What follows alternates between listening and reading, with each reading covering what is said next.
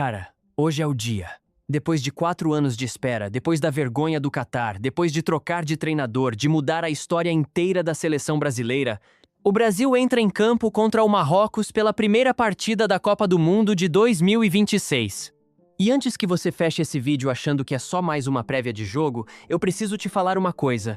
Existe um detalhe nessa escalação, nessa preparação e nesse momento da seleção que praticamente ninguém está comentando. E pode ser exatamente isso que decide se o Brasil vai longe ou se a gente vai viver outro trauma. Fica até o final, porque eu vou te mostrar o que está por trás dessa partida. Vamos contextualizar rápido. O Brasil chega para esse Mundial sob o comando de Carlo Ancelotti, o primeiro estrangeiro a comandar a seleção na história. Foi uma decisão polêmica, criticadíssima quando aconteceu, com gente dizendo que era um erro entregar a seleção pentacampeã para um treinador europeu, que isso ia contra a identidade do futebol brasileiro. Só que, até aqui, vinha funcionando. O time garantiu vaga na Copa com sobra, terminando as eliminatórias numa posição confortável, sofrendo muito pouco gol, algo raro para a seleção brasileira nos últimos anos. A grande notícia da convocação foi o retorno de Neymar depois de quase 3 anos fora, recuperado da lesão grave no joelho que sofreu em 2023. A volta dele foi tratada como um evento nacional, com direito a evento de convocação cheio de simbolismo. Só que para essa estreia contra o Marrocos, o camisa 10 não deve ser titular, o que já mostra que Ancelotti está jogando um jogo mais cauteloso do que muita gente esperava. Ele não vai colocar Neymar de qualquer jeito só para acalmar a torcida. O time está concentrado em Nova Jersey, no MetLife Stadium, o mesmo estádio que vai receber a final da Copa em julho. E esse detalhe não é simbólico por acaso. É o tipo de coisa que jogador sente, que cria aquele clima de "a gente já pisou aqui antes". Agora, o que está funcionando de verdade nesse Brasil? Vinícius Júnior chega como o nome mais perigoso do ataque, vindo de temporadas decisivas pelo Real Madrid, acostumado a jogar sob pressão em jogos grandes. Rafinha completa essa dupla, que pode desequilibrar qualquer defesa em velocidade e em 1 contra 1. Endrick, Igor, Thiago e Estevão representam essa nova geração que cresceu rápido, jogando na Europa desde muito jovens, e que chega sem o peso emocional do Catar, eles nem estavam lá. Isso é importante. Parte desse elenco não carrega o trauma psicológico dos pênaltis contra a Croácia. E tem um ponto tático muito interessante, que pouca gente comenta. Casemiro voltou a ser peça fundamental na blindagem do meio-campo. Não é à toa que o Brasil sofreu muito pouco gol nas eliminatórias. Isso é completamente diferente do Brasil de 2022, que era ofensivo, espetacular no ataque, mas extremamente frágil atrás, dependendo de Thiago Silva para tapar buraco. Esse Brasil de Ancelotti parece mais equilibrado, mais europeu na forma de se organizar, e isso pode ser a diferença entre ganhar um jogo difícil ou simplesmente perder o controle. Mas vamos ao que preocupa, porque preocupa bastante. A lateral direita é um problema real, e não é exagero dizer que pode ser o ponto mais fraco dessa seleção. O titular Wesley está fora por lesão, justamente na reta final da preparação, e Ancelotti vai precisar improvisar com Danilo ou Roger Ibañez, numa posição que historicamente é ponto fraco da seleção em Copas do Mundo. Lembra de quantos gols o Brasil sofreu por aquele lado em 2022 e em 2018? Outro ponto. Estevão chegou como dúvida depois de se machucar em jogo recente pela Premier League, e isso liga o sinal de alerta sobre a profundidade do banco brasileiro nesse setor de ataque pelas pontas. E tem a pressão histórica que ninguém pode ignorar.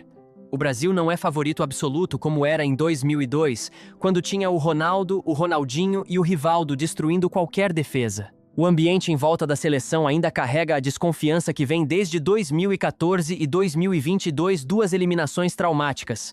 2 vezes que o Brasil entrou achando que ia ser fácil e saiu chorando. Qualquer tropeço logo na estreia, qualquer empate sem brilho, vai virar bola de neve nas redes sociais e na imprensa brasileira, que é uma das mais implacáveis do mundo quando o assunto é seleção.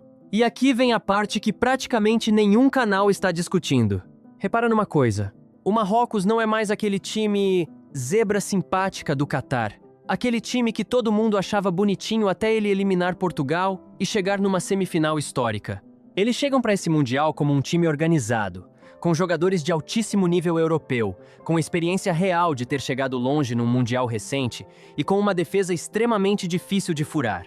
E o histórico recente entre as duas seleções não é favorável ao Brasil. O último confronto direto, em 2023, foi vitória marroquina. Isso muda completamente a narrativa que muita gente está vendendo por aí. Essa não é uma estreia tranquila contra um adversário fácil para pegar ritmo. É praticamente uma final antecipada dentro do grupo. E tem outro detalhe que pouca gente fala. O calendário do Brasil nesse grupo é fisicamente brutal. Depois de Nova Jersey, vem Filadélfia, depois Miami, em poucos dias, com viagens, fusos e um calor de junho nos Estados Unidos que pode pesar muito no desgaste físico ao longo da fase de grupos. Times europeus estão acostumados com esse tipo de calendário apertado. Seleções sul-americanas, historicamente, sofrem mais com isso. E é exatamente por isso que esse canal vai acompanhar cada detalhe dessa Copa, jogo por jogo, com a análise que ninguém mais está fazendo. Se você quer entender o que está acontecendo de verdade com a seleção, e não só o resultado raso que todo mundo já viu no celular, dá aquela inscrita agora, porque a próxima análise sai logo depois da bola rolar. Pensando no impacto desse jogo dentro do torneio inteiro, se o Brasil vencer o Marrocos hoje, mesmo que seja um jogo difícil, a pressão cai drasticamente. O time ganha espaço para rodar elenco contra Haiti, testar peças, dar minutos para Neymar com calma e chegar na fase eliminatória num ritmo melhor. Se empatar ou, pior, perder, a sensação de déjà vu de 2022 vai voltar com força total e cada jogo seguinte, contra Haiti e contra a Escócia, vira uma final disfarçada, com aquele peso emocional que historicamente nunca fez bem para essa seleção. As casas de apostas dão o Brasil como favorito claro para hoje. Mas favoritismo no papel já não significou absolutamente nada nas últimas duas Copas. E isso todo mundo que acompanha futebol sabe muito bem. Se você é dessas pessoas que vive a Copa do Mundo como se fosse uma novela, acompanhando cada detalhe, cada escalação, cada polêmica nos bastidores, esse canal é o seu lugar. Segue com a gente, porque a cobertura completa desse Mundial começa agora. E não vai parar até o último apito da final. Comparando com Copas anteriores, para fechar o raciocínio, em 1994 e 2002, o Brasil entrou com um grupo mais sólido defensivamente, mais maduro, e foi campeão nas duas vezes. Em 2014 e 2022, entrou ofensivamente brilhante no papel, recheado de estrelas, mas frágil nos detalhes que decidem mata-mata, e saiu de forma traumática. A pergunta que fica, e que só o tempo vai responder é: esse Brasil de Ancelotti, mais equilibrado, mais defensivo, com essa nova geração sem trauma, é mais parecido com qual desses dois grupos? A resposta começa a aparecer hoje, às 19h, contra o Marrocos. Antes de eu te deixar com a pergunta final, só um lembrete rápido. Ativa o sininho, porque depois desse jogo eu volto com a análise completa, minuto a minuto, do que funcionou e do que não funcionou, com tudo que a imprensa não vai te contar. E aí está a pergunta que eu deixo para você. Você acredita que esse Brasil de Ancelotti tem estrutura para ir até a final? Ou a gente vai viver mais um trauma de fase de grupos igual 2014 e 2022? Comenta aqui embaixo o seu palpite para o placar de hoje, porque depois do jogo eu vou voltar para ver quem acertou. E se esse vídeo te ajudou a entender melhor o momento da seleção, comparte com aquele amigo que só fala bobagem sobre a Copa sem saber nada do que está acontecendo de verdade. A gente se vê no próximo vídeo, logo depois do apito final.